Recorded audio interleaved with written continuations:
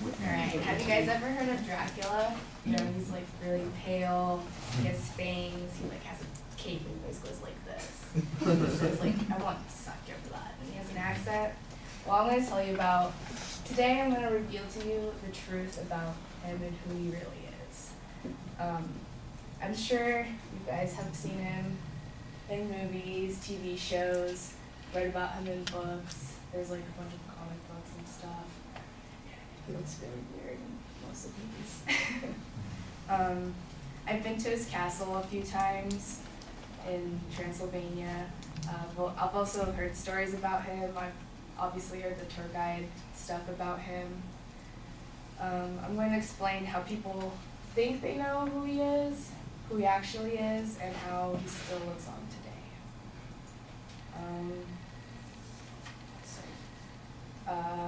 Basically, he's the story by Bram Stoker. His book came out in 1897. It's about this guy that lives in Transylvania, and he comes to London, and he's just like, he tries to steal this guy's fiancée because he thinks that's the love of his life, reborn again. He turns into this bloodthirsty vampire, and he just tries to kill everyone, seduce people and whatnot, but everyone usually thinks of him as this. He hates garlic and tries to suck his blood, and he's afraid of crosses, and he could only be killed with a cross, and he has no reflection. Before I visited his castle in Transylvania, this is the Bran Castle, I also thought he was just a vampire and all the myths were real and whatnot.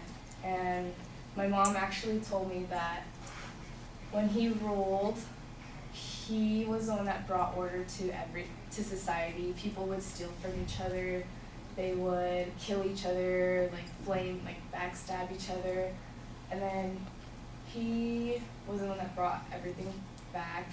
His favorite thing, his actual name is Vlad Tepes, which means Vlad the Impaler. His favorite type of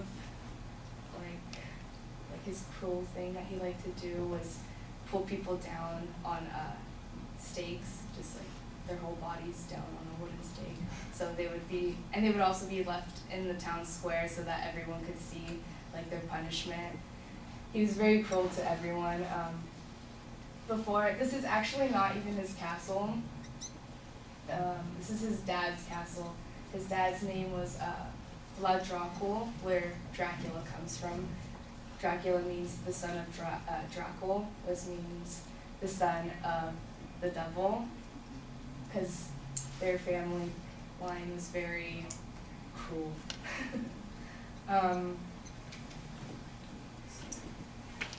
According to the Bram website, he was a Wallachian prince.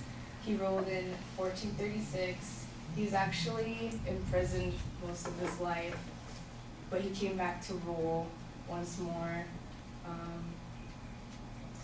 This is his actual fortress. It's called Poitiers Fortress. I've actually never been here. It's in ruins, so there's nothing really to visit. But if you do go to the other castle, it's very, very small. You guys might think it's big, but if you watch the movie, it kind of is super similar to it. It's very dark, medieval. There's a lot of passageways that you go through and whatnot.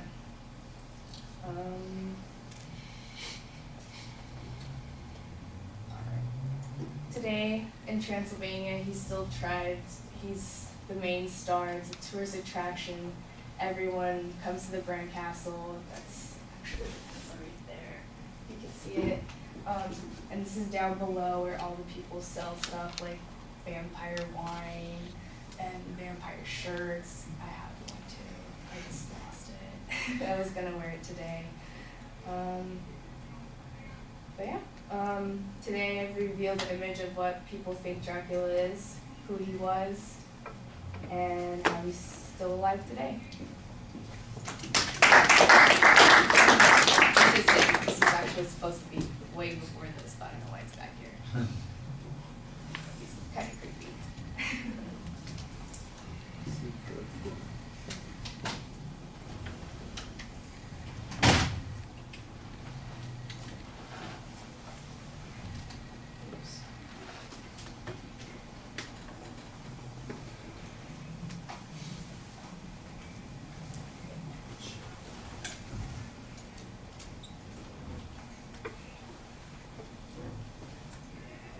Have you put the numbers on your phone?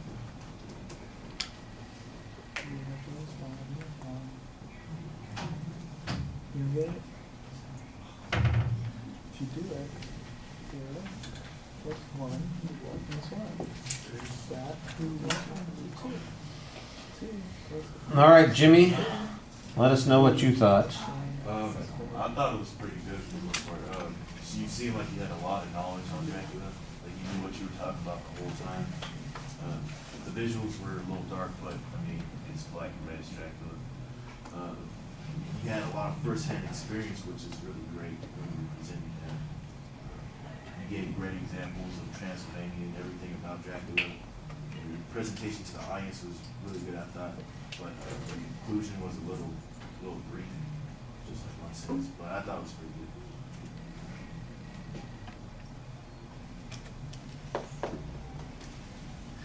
My bashing time.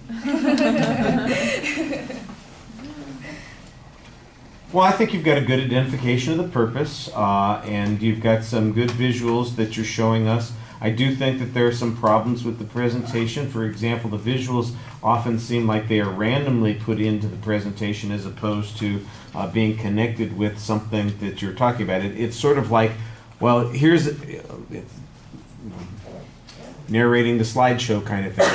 Here's a picture and let me talk about what's going on in the picture, and here's another picture and let me talk about what's going on in the picture, as opposed to, let me tell you who Vlad the Impaler really was. He was this, 14th century prince who ruled over this section of Transylvania, and he lived in this castle, and then you could show us the castle, that kind of thing. It feels like we're going the other direction, like I got an image, and then I'm going to kind of randomly talk about whatever I'm thinking about for the moment, and then here's another image, and then here's some random information about it.